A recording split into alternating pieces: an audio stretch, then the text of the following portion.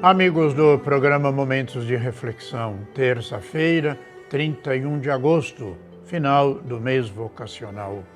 E nós vamos refletir hoje no evangelista Lucas, no capítulo 4, os versículos de 31 a 37. Naquele tempo, Jesus desceu a Cafarnaum, cidade da Galileia, e aí ensinava-os aos sábados. As pessoas ficavam admiradas com o seu ensinamento, porque Jesus falava com autoridade. Na sinagoga havia um homem possuído pelo espírito de um demônio impuro, que gritou em alta voz: "O que queres de nós, Jesus de Nazaré? Viestes para nos destruir? Eu sei quem tu és o Santo de Deus." Jesus o ameaçou, dizendo: "Cala-te e sai dele." Então o demônio lançou o homem no chão, saiu dele e não lhe fez mal nenhum. O espanto apoderou-se de todos e eles comentavam entre si: "Que palavra é essa? Que mandamento que manda nos espíritos impuros, com autoridade e poder, e ele sai?" E a fama de Jesus se espalhava em todos os lugares da redondeza.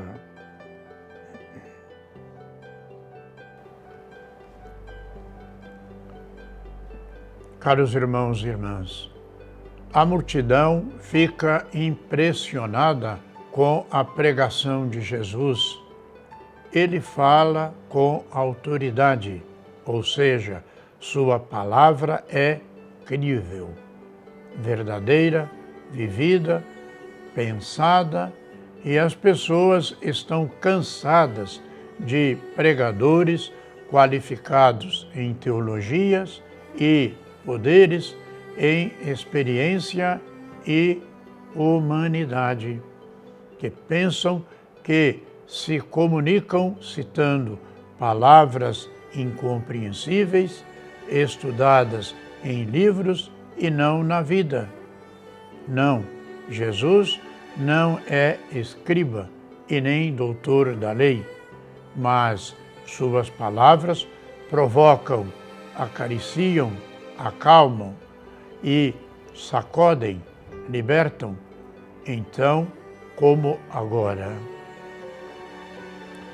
Diferente dos muitos formadores de opinião que nos explicam como pensar, que nos impulsionam para a homologação, todos nós percebemos a palavra do Mestre Jesus como uma palavra autêntica e autorizada, atual e profunda.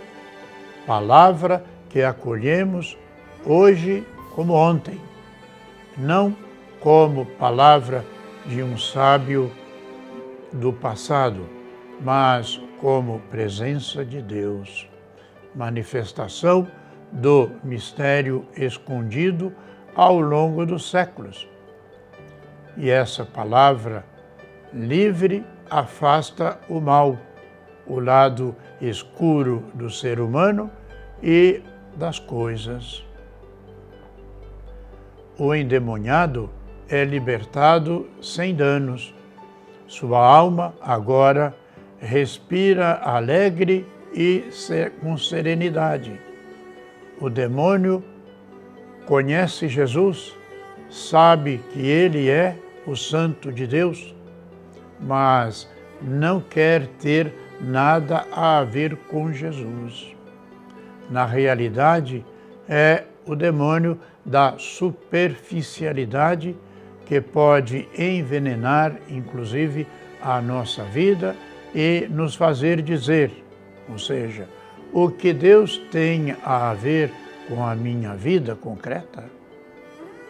Não podemos ficar satisfeitos apenas com as nossas devoções, com a nossa fé.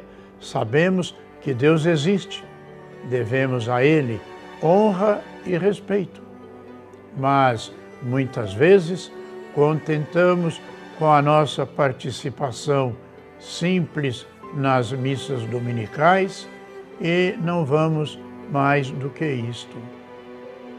Que o Senhor nos liberte com a sua palavra de autoridade e de uma fé feita apenas de ritual, de uma fé frágil que está ligada apenas ao sentido do dever.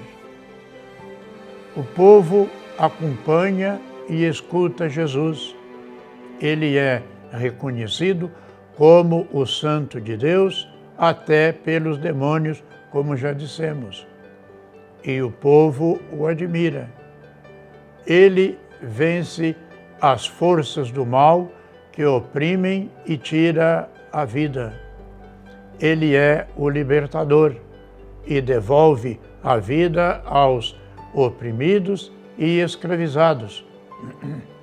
Ele nos ensina que é preciso assumir hoje o seu lugar e sermos também libertadores, geradores de vida para nossos irmãos e irmãs. Jesus não era como os outros, os rabinos e mestres da lei, que ensinavam e discutiam teorias.